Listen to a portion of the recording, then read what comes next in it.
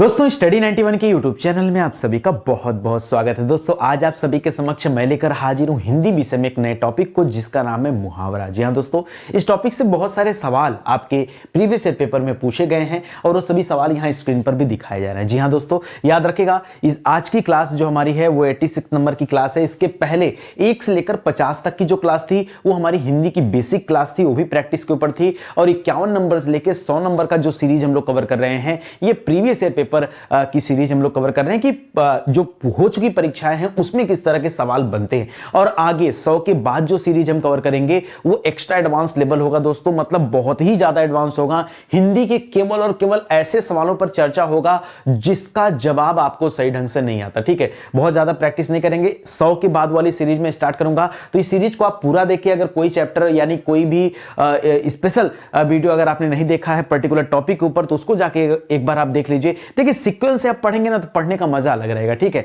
और ऐसे बीच बीच से पढ़ेंगे तो फिर मजा नहीं आएगा। ठीक है, चलिए देखते हैं कि आज के सवाल में आप कितना स्कोर करते हैं। आप कॉपी कलम लेके बैठा करिए, देखिए कितना सवाल सही होता है, कितना आपका जवाब सही आता है, कौन सा प्रश्न कठिन है, किसका जवाब आप नहीं दे पा रहे, सब आपको पता चलेगा। लेकिन कॉपी कलम लेके बैठिए ताकि पता चले कि स्कोर बन कितना रहा है। ठीक है, चलिए आगे बढ़ते हैं और ध्यान दीजिएगा दोस्तों। यहां पर फाउंडेशन बैच अभी स्टडी 91 प्लेटफॉर्म के द्वारा लॉन्च किया जा रहा है। फाउंडेशन बैच अलग अलग विषय के लिए हैं, बहुत ही कम प्राइस में दोस्तों ये अलग अलग विषय के लिए फाउंडेशन बैच बनाए जा रहे हैं ताकि एक बार आप विषय को पढ़िए, उसके बाद चाहे जो भी एग्जाम देना हो आप हर एग्जाम दे पाएंगे, हर एग्जाम क्लियर भी होगा। जी हाँ दोस्तों, जिस तरह से हिंदी का रामबाण ब्रह्मास्त्र आप कुछ भी इसे कह सकते हैं। ठीक है, शानदार सा बैच है। इस बैच को पढ़ने के बाद आप कोई भी रुकावट आपके पास नहीं होगी, चाहे जो इच्छा हो परीक्षा दीजिए, कहीं कुछ रुकने वाला नहीं है। इतनी शानदार सी बैच दी गई। ठीक है, उसी तरह से अलग अलग विषय का भी फाउंडेशन बैच दिया जा रहा है। ये हमारा हेल्पलाइन नंबर है, यहां पर इस पर कॉल करके आप संपर्क कर सकते हैं। एक तरह से एनसीईआरटी बैच है। ठीक है, चलिए आगे बढ़ते हैं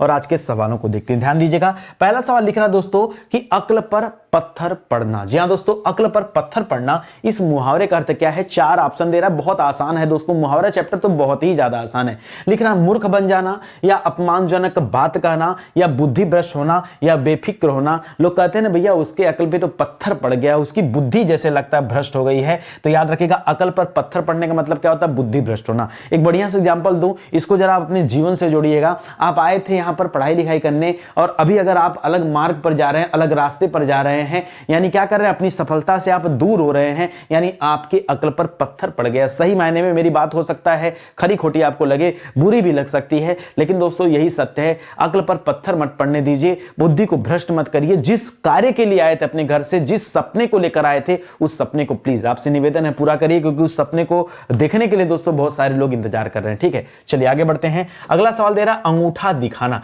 अब अंगूठा तो देखो 2 तरह से दिखाया जाता है। एक अंगूठा तो आप हमें दिखाते हो जिसे लाइक कहते हैं। क्या कहते हैं दोस्तों?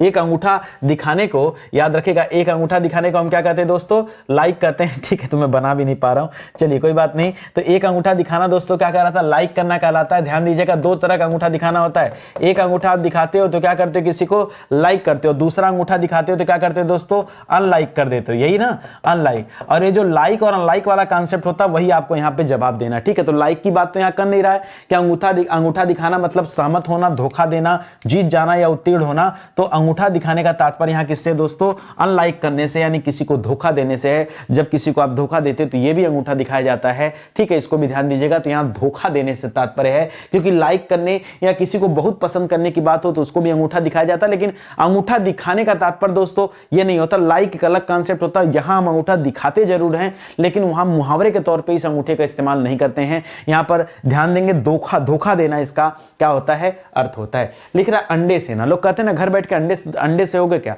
ठीक है, अरे संडे है, चलो बाहर घूम के आते हैं, घर बैठ के क्या अंडे देना। ठीक है, तो अंडे सेना का मतलब क्या होता है? मुर्गी का चूजों के ऊपर बैठना नहीं, स्वावलंबी होना नहीं, स्वार्थ सिद्ध करना नहीं, घर में बेकार बैठना। जी हाँ दोस्तों, घर में बेकार बैठने को क्या कहा जाता है? अंडे सेना है। ठीक है, या फिर आपने ये भी एक सुना होगा गांव में कि आलू छील रहे हो क्या? आलू छीलना मतलब उसको भी बेकार बैठने से उसका भी अर्थ निकाला जाता है। तो यहां ऑप्शन नंबर 3 दोस्तों आपका, सॉरी ऑप्शन नंबर 4 आपका बिल्कुल सही जवाब हो जाएगा। लिख रहा अरण्य रोदन। जी हां दोस्तों, अरण्य रोदन, इस मुहावरे का अर्थ क्या होता है? देखिए वैसे तो देखेंगे तो अरण्य का अर्थ जंगल होता है और रोदन का मतलब रोना होता है। ठीक है, जंगल में रोना, लेकिन यहां इससे कोई लेना देना नहीं है। अरण्य रोदन का मतलब होता है दोस्तों, ठीक है, निरर्थक, निरर्थक इसके आगे शब्द रोना, ठीक है। देखिए विरह गीत यानी रोने में जो गीत गाया जाता है उसे अरण्य रोदन नहीं कहा जाता है। निरंतर निवेदन को भी नहीं कहा जाता है। बेसुरा गायन को भी नहीं कहा जाता है। निरर्थक रोना यानी बेवजह बिना बात के रोना,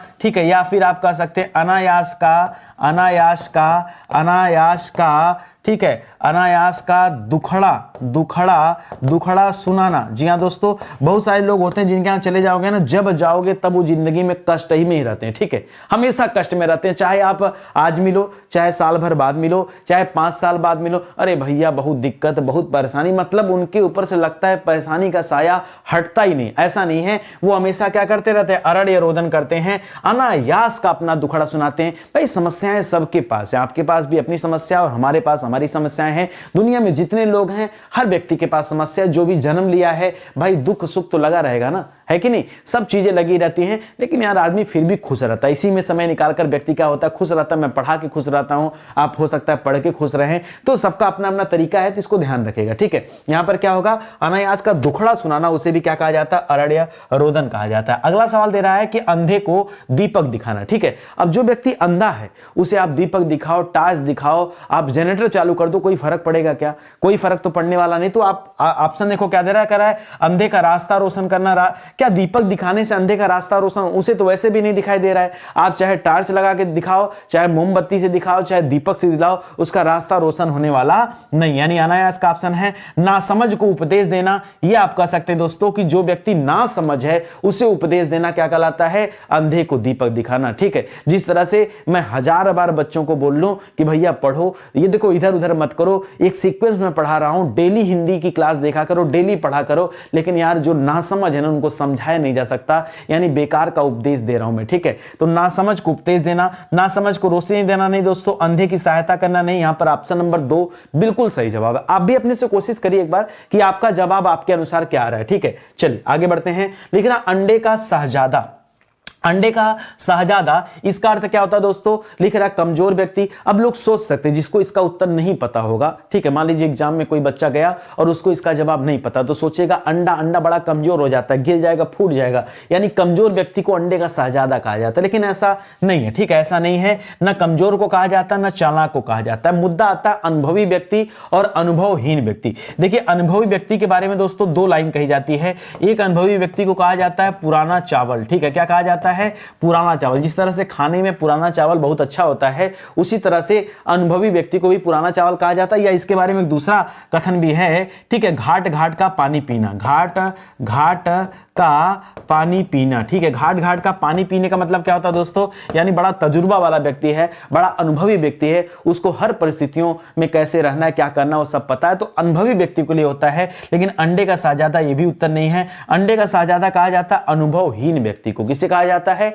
अनुभवहीन व्यक्ति को। अगर पढ़े होंगे तभी सही जवाब दे पाएंगे, नहीं पढ़े होंगे तो उल्टा सीधा जवाब टिक करेंगे और परीक्षा में आपका 1 नंबर क्या हो जाएगा, चला जाएगा। चलिए आगे बढ़िए। अगला लिख रहा अंग अंग फूले न समाना, अंग अंग फूले न समाना। मान लीजिए पढ़ते पढ़ते आपका सिलेक्शन हो जाए, आप किसी बड़े पद पर अधिकारी बन जाए, और जब आप अपने घर जाएंगे ना तो आपके पिता ये महसूस करेंगे अंग अंग फूले न समाना, उनका कोई अंग फूले न समाएगा, उनकी छाती चौड़ी हो जाएगी। इसे क्या करना दोस्तों, बहुत आनंदित होना, थोड़ा बहुत नहीं दोस्तों, बहुत ज्यादा आनंदित होना। तो याद रखिएगा, इसे आप और भी कह सकते हैं गर्व से सीना चौड़ा होना, गर्व से सीना या फिर छाती चौड़ा होना। जी हाँ दोस्तों, चौड़ा होना, इसे भी क्या कहते हैं दोस्तों, इसे भी कहते हैं बहुत आनंदित होना, या फिर अंग अंग फूले न समाना, ठीक है, या सीना 56 इंच का हो जाना। तो याद रखिए दोस्तों, ये सब यही तात्पर्य है। यहां पर भी ऑप्शन नंबर 3 हो जाएगा। बीमारी होना, दुखी होना और गुस्सा होना, इसका कोई लेना देना इससे नहीं है, ठीक है दोस्तों। सही उत्तर क्या है दोस्तों, ऑप्शन नंबर 3 बिल्कुल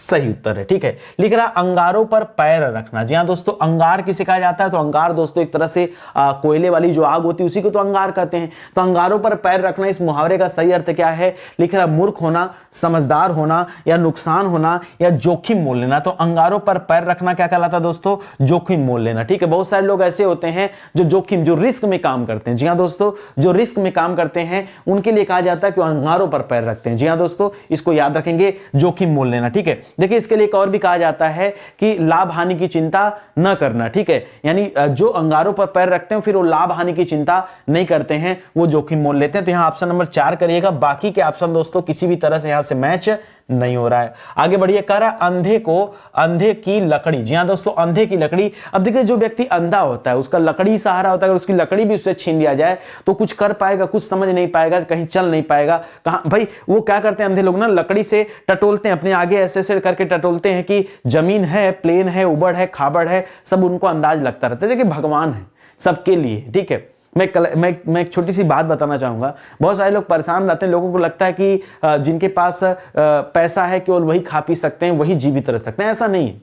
हम कह रहे हैं जिसके देखिए जीवित रहने से पैसे का कोई मोल नहीं है, कोई मतलब कोई उसका जुड़ाव नहीं है, कोई आप उससे उसका तुलना नहीं कर सकते कि पैसा रहेगा तो ही व्यक्ति जिंदा रह सकता है, नौकरी रहे तो व्यक्ति जिंदा रहे, ये भी कोई जोड़ नहीं है। आप बताओ, मैं एक छोटा सा एग्जांपल दूं। एक तरफ सारी मानव जाति है और एक तरफ जो है पशु पक्षी जीव जंतु हैं, ठीक है। एक बात बताओ, अगर कोई गैया आज जिंदा है या कोई कुत्ता ही आज जिंदा है या कोई कबूतर कौवा कुछ भी आज जिंदा, कोई भी जानवर अगर आज जिंदा, मतलब कल उसके पेट में भोजन गया होगा तभी तो आज जिंदा है, और वो तो कहीं नौकरी कर नहीं रहा है।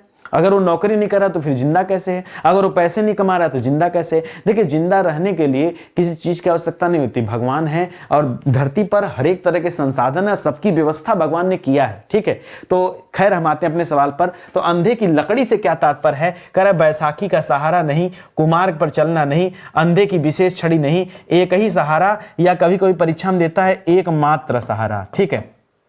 एक मात्र सहारा। जी हाँ दोस्तों, एक ही बात है, एक ही सहारा चाहे एकमात्र सहारा, एक ही बात है। याद रखिएगा ऑप्शन नंबर 4 बिल्कुल सही जवाब हो जाएगा। चलिए आगे बढ़िए। लिख रहा आंख खुलना। आंख खुलना मुहावरे का सही अर्थ क्या होता है? जैसे आपने कहा कि अरे नितिन सर आपने तो हमारी आंख खोल दिया, ठीक है। हम तो भटक गए थे अपने रास्ते से, लेकिन अब मुझे ज्ञात हो गया कि हम क्या करने घर से आए थे और हमें क्या करना चाहिए। हम अपने माँ बाप के सपने को और अपने सपने को पूरा करने आए और इसे हम पूरा करेंगे ही करेंगे। सर आपने हमारी आंख खोल दिया। आंख खोलने का मतलब क्या होता है दोस्तों? लिख रहा है ज्ञान होना, भ्रम में पड़ना, या आंख के किरकिराना, या लज्जा दूर होना। देखिए आंख खुलने का मतलब होता है ज्ञान होना, ठीक है। यानी अब क्या हो गया, आपको ज्ञान प्राप्ति हो गया, अब आपको सही का ज्ञान हो गया कि क्या आपको करना चाहिए, इसी को कहा जाता है आंख खुलना। तो ऑप्शन नंबर 1 करिएगा सही जवाब। लिख रहा आंख लगने का मतलब क्या होता है? देखिए आप कहते हैं ना कभी कभी, क्या ट्रेन में मैं जा रहा था, मेरी आंख क्या लगी, मेरी मोबाइल चोरी हो गया, मेरा पर्स चोरी हो गया। तो आंख लगने का मतलब क्या होता है दोस्तों? कह रहा किसी के प्रति आकर्षित होना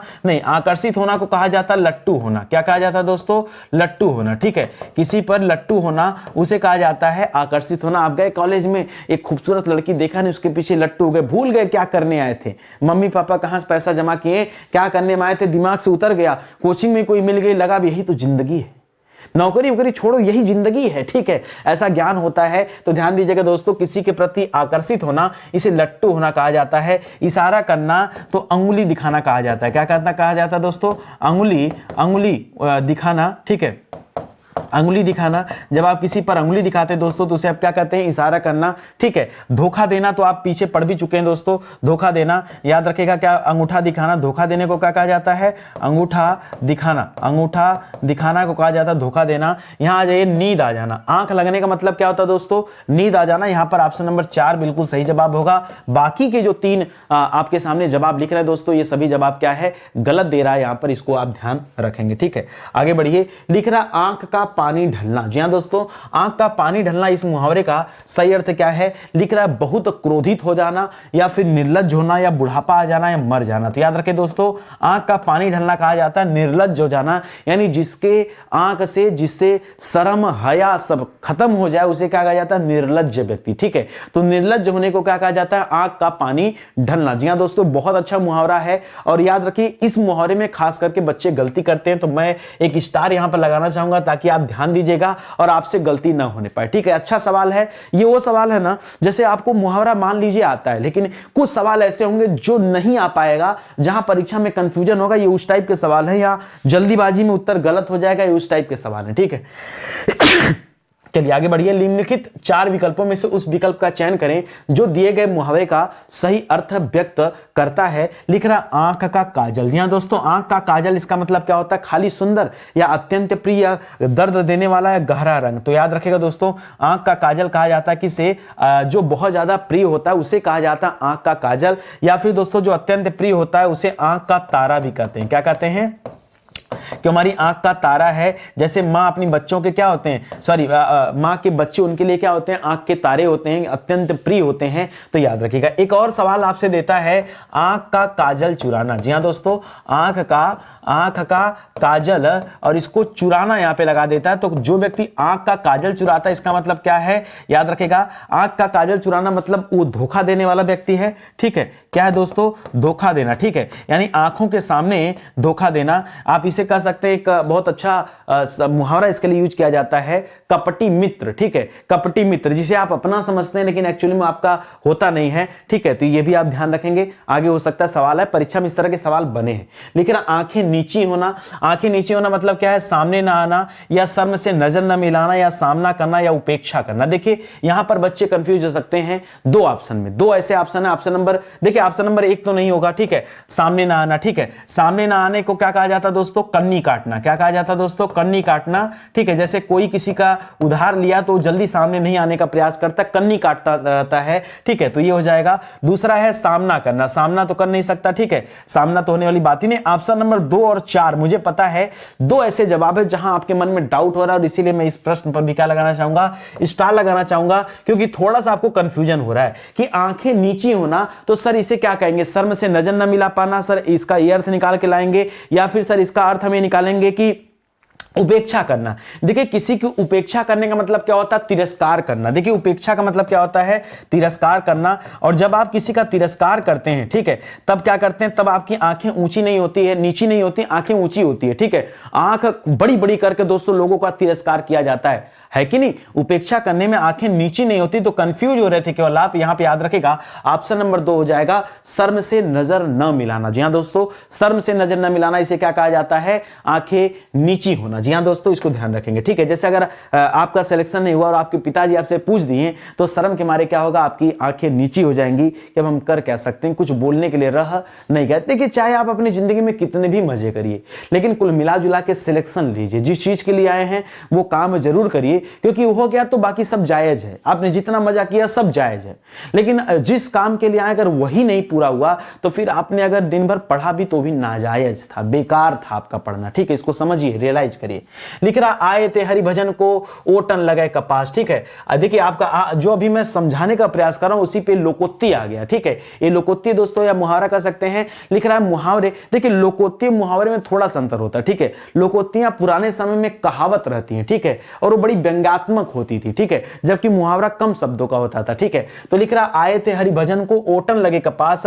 हरि भक्ति मार्ग कठिन होता नहीं, उद्देश्य की प्राप्ति में असफलता नहीं, ईश्वर की भक्ति छोड़कर व्यापार में लग जाना नहीं। यानी किसी विशेष कार्य विशेष की उपेक्षा कर दूसरे कार्य को करना, उसे क्या कहते हैं, आए थे हरि भजन को ओटन लगे कपास। आए थे कोचिंग करने की, पढ़ेंगे लिखेंगे अधिकारी बनेंगे, और यहां क्या देखा, एक छमिया को देखा, लग गए उसके पीछे। ठीक है, लगा यही जीवन है और कुछ है ही नहीं, बस यही मिल जाए, नौकरी मिले चाहे ना मिले, तो यही क्या है, आए थे हरि भजन को ओटन लगे कपास। की क्या करने आए थे और कर क्या रहे हो। ठीक है, तो इसको ध्यान दीजिएगा, ऑप्शन नंबर 4 सही जवाब हो जाएगा। देखिए ये जो वीडियो हम देख रहे हैं ना, ये ट्रेलर वीडियो है। ठीक है, रिवीजन सीरीज या फिर जो भी आप क्लास देख रहे हैं, ये ट्रेलर वीडियो है दोस्तों। किसका ट्रेलर है, हमारे हिंदी बैच का ट्रेलर है। जब आप हिंदी पढ़ने आएंगे तो वहां और ज्यादा विस्तार से दोस्तों हम लोगों ने चर्चा किया है। बहुत मजा आएगा पढ़ करके। मतलब एक बार हिंदी को पढ़िए, फिर चाहे जो इच्छा हो एग्जाम दीजिए, कहीं कोई एग्जाम रुकने वाला नहीं है। ठीक है, आगे बढ़िए। लिख रहा, असंभव काम करना या असंभव कार्य करना। देखिए इसके लिए तो कई सारे मुहावरे, जैसे दोस्तों कहा जाता है कि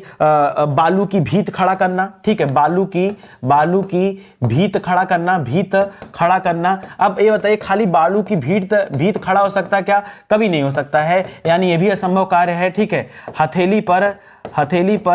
हथेली पर सरसों उगाना। ठीक है, हथेली पर क्या होना, सरसों उगाना। क्या आपके हथेली पर कभी सरसों उग सकती है क्या, कभी नहीं उग सकती। ठीक है, यानी ये सवाल भी क्या कर रहा है, केवल परेशान करने के लिए दे रहा है। ठीक है, तीसरा चीज लोग कहते हैं, जैसे हम किसी से वादा करने चले जाते हैं, जब मिल जाता है कोई हमें जिंदगी में अपना, तो वादा करते हैं हम तुम्हारे लिए चांद तारे तोड़ लाएंगे। क्या लाते हैं, चांद तारे तोड़ लाना। ठीक है, तो ये भी असंभव कार्य है, चांद तारे तोड़ लाना। ठीक है, तोड़ लाना। तो ये सब याद रखिए, सब असंभव असंभव कार्य है। इसी तरह आपके सामने भी कुछ दे रहा है, लिख रहा है आसमान के तारे तोड़ना है तो असंभव है ही है। आसमान सिर पर उठाना नहीं दोस्तों, आसमान सिर पर उठाना मतलब बौखला जाना, बहुत क्रोधित हो जाना, ठीक है। आपका कुछ चला जाए तो आप आसमान सिर पर उठा जाते हैं, क्रोधित हो जाते हैं। आसमान पर दिमाग होना गलत, आसमान पर चढ़ा देना गलत। यहां पर ऑप्शन नंबर 1 हो जाएगा दोस्तों, आसमान के तारे तोड़ना या चांद सितारे तोड़ लाना, ये सब दोस्तों असंभव कार्य के अंतर्गत आता है, ध्यान रखेंगे। लिख रहा सही मुहावरा है, इसमें से सही मुहावरा क्या बताना है। लिख रहा नेत्रों में मिट्टी डालना नहीं, आंखों में मिट्टी डालना नहीं, आंखों में धूल झोंकना। याद रखेगा एक मुहावरा बनता है आंखों में धूल झोंकना, ठीक है।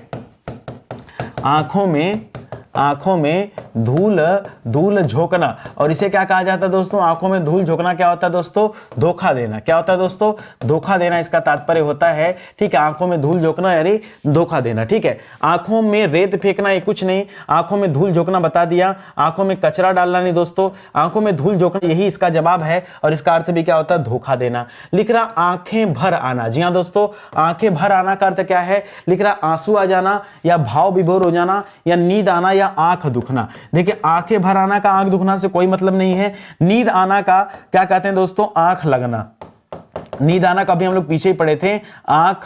आंख लगना को दोस्तों क्या कहा जाता है, आंख लगना को नींद आना कहा जाता है। अब बचा 2 ऑप्शन, ठीक है। इस 2 ऑप्शन में फिर से आपका मन में कंफ्यूजन आ रहा है कि सर क्या करें, ऑप्शन नंबर 1 भी लग रहा है और ऑप्शन नंबर 2 भी लग रहा है। ऐसा लग रहा होगा आप लोगों को कि आंखें भर आना इसका अर्थ क्या होता है, आंसू आ जाना या फिर भाव विभोर। देखिए जब भाव विभोर की बात करें तो भाव विभोर व्यक्ति कहां होता है, चाहे प्रेम में होता है चाहे वात्सल्य में होता है, ठीक है, वात्सलता में होता है, ठीक है। तो प्रेम या वात्सलता का जब भाव आता है दोस्तों तभी व्यक्ति भाव विभोर हो जाता है। जबकि आंख भरने का तात्पर्य दुख या सुख दोनों से। आप आंख भर आने का मतलब आंखों में आंसू आ जाना, और आंसू दोनों तरीके से आ जाते हैं। या तो आप बहुत दुखी हो, आपका कोई दिल तोड़ा हो तो भी आंसू आ सकता है, या आप बहुत ज्यादा प्रेम में हैं, अभी आपका सिलेक्शन हो जाए रोने लगेंगे आप, ठीक है, कंट्रोल नहीं होगा, ठीक है। तो याद रखेगा वो खुशी के आंसू होते हैं। तो दोस्तों आंख भर आने में भाव विभोर होना केवल एक कंडीशन नहीं लेना है, आपको दोनों कंडीशन लेना है। इसलिए यहां पर आपको ऑप्शन नंबर 1 चूज करना पड़ेगा, आंसू आ जाना, ठीक है। तो आंख भर आने का तात्पर्य क्या है दोस्तों, आंसू आ जाना। और कभी भी परीक्षा में पूछे ना तो आप यही जवाब चूज करिएगा, दूसरा जवाब मत चूज करिएगा, बाकी के गलत उत्तर होते हैं, ठीक है। चलिए आगे बढ़ते हैं। लिख रहा आंखें फेरना, जी हां दोस्तों, आंखें फेरना इस मुहावरे का अर्थ क्या है। लिख रहा प्रेम पूर्ण दृष्टि डालना, पहले जैसा प्रेम न रखना, किसी वस्तु को ऊपर से नीचे तक देखना, या फिर किसी वस्तु पर उड़ती नजर डालना। देखिए ये भी अपने आप में बहुत अच्छा सवाल है। ये ऐसे सवाल है ना जहां पे आप अक्सर करके गलतियां करते हैं। देखिए रियलाइज करिए, अगर आपको नहीं समझ में आ रहा ना, आप अपने कॉपी पे लिखिए 19 नंबर, अपने मन से कोई भी एक उत्तर चूज कर लीजिए, 1 2 3 4 जो आपकी इच्छा हो रही चूज कर लीजिए, और जब मैं उत्तर बताऊंगा तो आप खाली चेक कर लीजिएगा कि आपका उत्तर सही है या गलत है। तो मुझे ये जवाब दीजिए या अपने आप को जवाब दीजिए कि भैया 30 सवाल अगर नितिन सर ने किया तो 30 में से हमने कितना सही किया। मुझे तो लगता है 30 में से 30 आपका सही होना चाहिए, ठीक है। लेकिन अगर नहीं हो रहा तो देखिए कितना सही हो रहा है, ठीक है। लिख रहा प्रेम पूर्ण दृष्टि डालना या पहले जैसा प्रेम न रखना। तो याद रखिएगा आंख फेरना, जब किसी से आप आंख फेर लेते हैं, ठीक है, तो उसका मतलब क्या होता है कि पहले जैसी बात अब नहीं रही, तभी तो आप आंख फेर रहे, नहीं तो फिर मिलने की कोशिश करते। जैसे आप और हम हैं, तो अगर एक दूसरे से प्रेम है तो कभी न कभी मिलना चाहेंगे, आप सेलेक्ट होइए, हम भी बड़ी खुशी जाहिर करेंगे कि नहीं आप आइए मिलिए हमसे, और आपको भी खुशी होगी। तो दोस्तों वहां तो मिलना चाहेंगे। लेकिन अगर एक दूसरे से कोई आंख फेरता है, इसका तात्पर्य क्या है कि पहले जैसी बात अब नहीं रही, पहले जैसा प्रेम नहीं रहा, पहले जैसा भाव नहीं रहा। यही एकमात्र इसका सही जवाब है, क्योंकि प्रेम पूर्ण दृष्टि डालने से फेरने के कोई मतलब नहीं है, ऊपर से नीचे तक देखने का भी कोई मतलब नहीं है, और ना ही उड़ती नजर डालने से कोई मतलब है, ठीक है। लिखना दोस्तों आगे कुआं पीछे खाई, आगे कुआं पीछे खाई इसका मतलब क्या है, दोनों तरफ मुसीबत ही मुसीबत, चाहे आगे जाएंगे तभी मुसीबत, पीछे जाएंगे तभी मुसीबत। यानी चारों तरफ जल ही जल होना नहीं, रास्ते का बंद होना नहीं, दोनों तरफ मुसीबत, बीच से निकलकर भागना नहीं दोस्तों, दोनों तरफ मुसीबत। याद रखेगा जब आपकी जिंदगी में दोनों तरफ मुसीबत हो जाए, ठीक है, तो उसे क्या कहते हैं, उसे कहते हैं आगे कुआं पीछे खाई, ठीक है, इसको याद रखेगा। चलिए आगे बढ़ते हैं। लिख रहा आग में घी डालना। देखिए अगर हम लोग आग में कभी घी डालते हैं तो क्या होता है, आग और तेज जलने लगती है। तो इसका तात्पर्य है हवन करना नहीं, देवता को प्रसन्न करना नहीं, क्रोधी को और ज्यादा उत्तेजित करना। इसे क्या कहते हैं दोस्तों, याद रखेगा, इसे कहते हैं आग में घी डालना। कोई क्रोधी व्यक्ति है, वो उसको क्रोध चढ़ा हुआ है और उसी में आप 2 चम्मच और घी डाल दीजिए। जैसे अक्सर घर में होता है, पापा गुस्साए रहते हैं, दादी अक्सर के कुछ ना कुछ बोल देंगे, 2 तमाचा और लग जाए, होता है ऐसा, ठीक है। तो याद रखेगा आग में घी डालना, आप समझ रहे होंगे, इस तरह की कारनामे होते रहते हैं। तो इसे आप यहां से जोड़ करके याद रख सकते हैं। वैसे आप लोग टैलेंटेड भी हैं, है तो याद भी होगा आपको। लिख रहा आंच ना आने देना। जी हाँ दोस्तों, आंच ना आने देना, इस मुहावरे का अर्थ क्या है? लिख रहा आग दूर रखना, नहीं ऐसा कुछ नहीं है। जरा भी कष्ट ना आने देना, गर्मी ना आने देना या बहुत कष्ट देना। ठीक है, जरा भी कष्ट ना आने देना, इसे क्या कहा जाए? मैं अपने परिवार को आंच ना आने दूंगा, यानी थोड़ा भी कष्ट नहीं होने दूंगा, यही इसका तात्पर्य है। ऑप्शन नंबर 2 दोस्तों बिल्कुल सही जवाब हो जाएगा। ठीक है, आगे बढ़िए। लिख रहा ऊंट की चोरी निहुरे निहुरे। निहुरे निहुरे का तात्पर्य क्या दोस्तों? ऐसे निहुर करके, झुक करके। ठीक है, तो गांव में निहुरने को क्या कहा जाता है? झुकने को कहा जाता है। तो ऊंट की चोरी निहुरे, ऊंट तो बहुत बड़ा होता है, और ऊंट की चोरी निहुरे निहुरे मतलब जान जोखिम में डालना नहीं, बड़े काम छिपकर नहीं किए जा सकते। अच्छा, उद्दंड व्यक्ति की दुष्टता या किसी की वस्तु किसी दूसरे को देना नहीं दोस्तों, बड़े काम दोस्तों छिपकर नहीं किए जा सकते, इसी को कहा जाता है ऊंट की चोरी निहुरे निहुरे। ठीक है, तो याद रखेगा, बड़े काम छिपकर नहीं किया जा सकते हैं, ध्यान रखेंगे। लिख रहा ऊंट के मुंह में जीरा। ऊंट के मुंह में जीरा मतलब उतना बड़ा ऊंट, उसके मुंह में जीरा डाल के क्या करोगे? कोई मतलब नहीं है।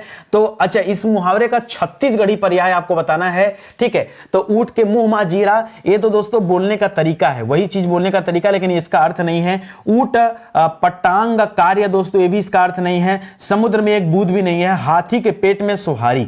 देखिए, हाथी के पेट में सुहारी, जिस तरह से हाथी का पेट बहुत बड़ा होता है, उसमें सुहारी का कोई अस्तित्व तो नहीं है, उसे उसी तरह से ऊंट के मुंह में जीरा इसका अर्थ होता है। बहुत सारे बच्चे यहां भी समुंदर में एक बूंद टिक करते हैं। क्या करेंगे दोस्तों? समुंदर में एक बूंद टिक करेंगे और फिर से अपना 1 नंबर खो के आएंगे। आप ध्यान दीजिएगा, आप चेक जरूर से करिए कि आपका 30 नंबर आ रहा है कि नहीं आ रहा है। अगर इतने आसान सवालों में भी आप 30 नंबर नहीं ला पा रहे हैं तो बताओ और किस तरह के सवाल आएंगे परीक्षा में कि आपके नंबर पूरे आएंगे। ठीक है भाई, यहां तो आपके पूरे नंबर आने ही चाहिए थे, नहीं आ रहे मतलब हिंदी में आप कमजोर हैं। और मुझे लगता है एक बार आपको स्टडी 91 का फाउंडेशन बैच लेना चाहिए, एक बार लीजिए और फिर कोशिश करेगा, आपकी कोशिश कभी नाकाम नहीं जाएगी, पूरे नंबर आएंगे। ठीक है, लिख रहा आडंबर बहुत किंतु वास्तविकता कुछ नहीं। इसके लिए दोस्तों सही लोकोक्ति क्या है? ठीक है, इसके लिए मतलब इस लोकोक्ति का सही, इसके लिए सही लोकोक्ति ढूंढना, यह अर्थ दे रहा है कि आडंबर, आडंबर मतलब दिखावा। आडंबर किसे कहते हैं दोस्तों? तो आडंबर का तात्पर्य क्या है? आडंबर का तात्पर्य दिखावा होता है। लिख रहा दिखावा बहुत कुछ लेकिन वास्तविकता कुछ नहीं है। तो आंख का अंधा नाम नयन सुख, दोस्तों ये जवाब नहीं है।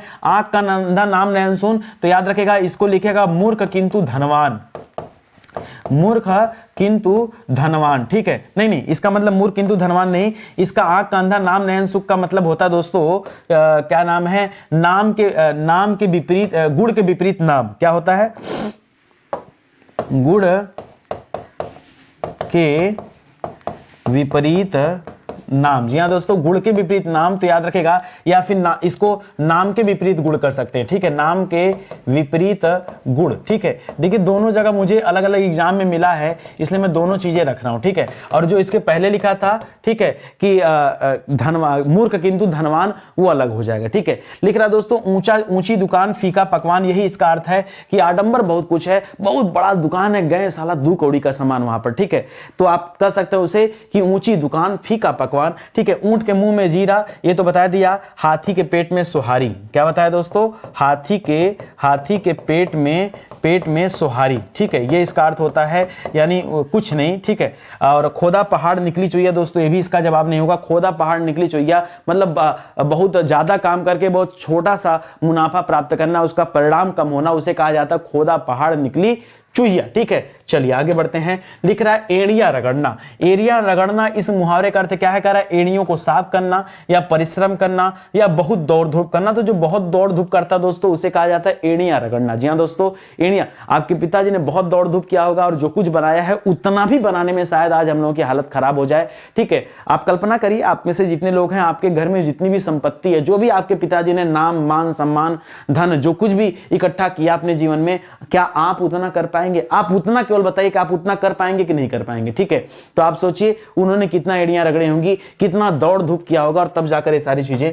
बनी हैं। लिख रहा है एकमात्र सहारा, हम पहले भी बता चुके हैं दोस्तों, आंखों का तारा नहीं होगा दोस्तों, आंखों का तारा कहा जाता है प्रिय। ठीक है, ठीक है, प्रिय लगना। ठीक है, बहुत ज्यादा प्रिय लगना, उसे कहा जाता है आंखों का तारा। नाक का बाल होना, इसका भी तात्पर्य दोस्तों प्रिय लगना है। अंधे की लाठी होना, दोस्तों ये सही जवाब है। आंखें बिछाने का मतलब होता है इंतजार करना। ठीक है, इंतजार करना। जी हाँ दोस्तों, आंखें बिछाना का मतलब क्या होता है? इंतजार इंतजार करना, ठीक है। जैसे प्रेमिका अपने प्रेमी के लिए क्या होती है, हमेशा आंखें बिछा के खड़ी रहती है, उसकी आंखें भी पथरा जाती, इंतजार करते करते क्या जाती, पथरा जाती, मतलब थक जाती हैं, ठीक है। लिखना एक आंख न भाना। एक आंख न भाना इस मुहावरे का सही अर्थ क्या है, तो उपेक्षा करना नहीं, तो विरक्त होना। विरक्त होने का तात्पर्य देखिए अलग होना से, किससे दोस्तों, अलग होना। विरक्त होना मतलब क्या है, अलग होना, दुनिया के लोभ मोह सबसे अलग हो जाना, ठीक है।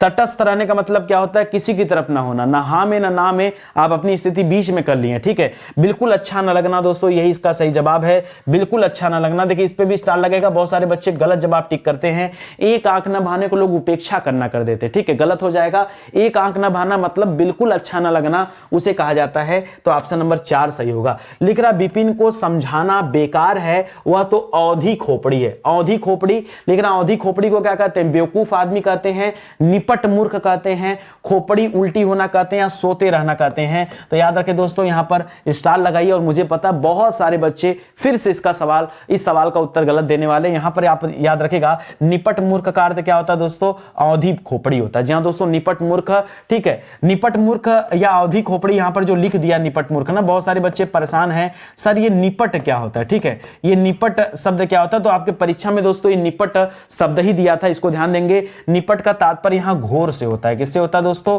घोर। और मूर्ख तो मूर्ख ही होता है, ठीक है। तो याद रखिएगा, घोर मूर्ख को क्या कहते हैं दोस्तों, निपट मूर्ख या औधी खोपड़ी कहा जाता है, मतलब जो मूर्खीन हो, घोर मूर्ख हो, ठीक है, उसे कहा जाता है। तो आप याद रखेंगे, ऑप्शन नंबर 2 सही हो जाएगा। कह रहा किताब का कीड़ा होना, इसका उपयुक्त अर्थ क्या है, कह रहा बहुमूल्य वस्तु को नष्ट करने वाला नहीं, अनुपयुक्त जगह रहने वाला नहीं, बहुत अधिक पढ़ने वाला, ये आप कह सकते हैं दोस्तों। किताब का कीड़ा होने का मतलब क्या होता है, बहुत अधिक पढ़ने वाला या बहुत अधिक किताबी ज्ञान रखने वाले को कहा जाता है किताबी कीड़ा होना, क्योंकि किताब का ही ज्ञान उसके पास है, उसके बाद प्रैक्टिकल नॉलेज नहीं है, तो बाकी चीजें होना भी आवश्यक होती हैं। फिलहाल यहां पर क्या हो जाएगा, ऑप्शन नंबर 3 दोस्तों बिल्कुल सही जवाब हो जाएगा, इसको भी आप ध्यान रखेंगे, ठीक है। इसी के साथ आज का सेशन समाप्त होता है। उम्मीद करता हूं आपको अच्छा लगा होगा और समझ में भी आया होगा। देखिए बहुत सारे विषय हमारे यूट्यूब चैनल पर पढ़ा दिए गए हैं, ये उन्हीं के हैंड रिटन नोट्स हैं, जिन्हें आप हमारे वेबसाइट एप्लीकेशन से ले सकते हैं। अब तो किताबें भी आ चुकी हैं, ये किताब दोस्तों ऑनलाइन ऑफलाइन दोनों अवेलेबल है। ऑफलाइन मार्केट से भी किताबें ले सकते हैं और ऑनलाइन भी किताबें आप ले सकते हैं, ठीक है। तो आइए आप मौका दीजिए, जुड़िए हमारे चैनल के साथ, हमारे कोर्सेज को ज्वाइन करिए, हमारे किताबों को देखिए और हमारे यूट्यूब चैनल पे जो भी चीजें दी जा रही हैं उनको भी पढ़ना शुरू करिए। देखिए पढ़ने से आपको लग रहा होगा कि वाकई क्वालिटी कंटेंट दिया जा रहा है, तो अगर फ्री में आपको दिया जा रहा है क्वालिटी कंटेंट, तो जो हमारा पेड मटेरियल होगा, चाहे वो किताब होगा, चाहे वो हमारे कोर्सेज होंगे, वहां भी दोस्तों बेहतरीन मटेरियल दिया गया होगा, तो आप उसे भी देख सकते हैं, ठीक है। चलिए आज का सेशन यही समाप्त होता है, मिलते हैं दोस्तों अगले लेक्चर में, तब तक के लिए बहुत बहुत धन्यवाद आपका। जय हिंद, जय Bharat, thank you so much।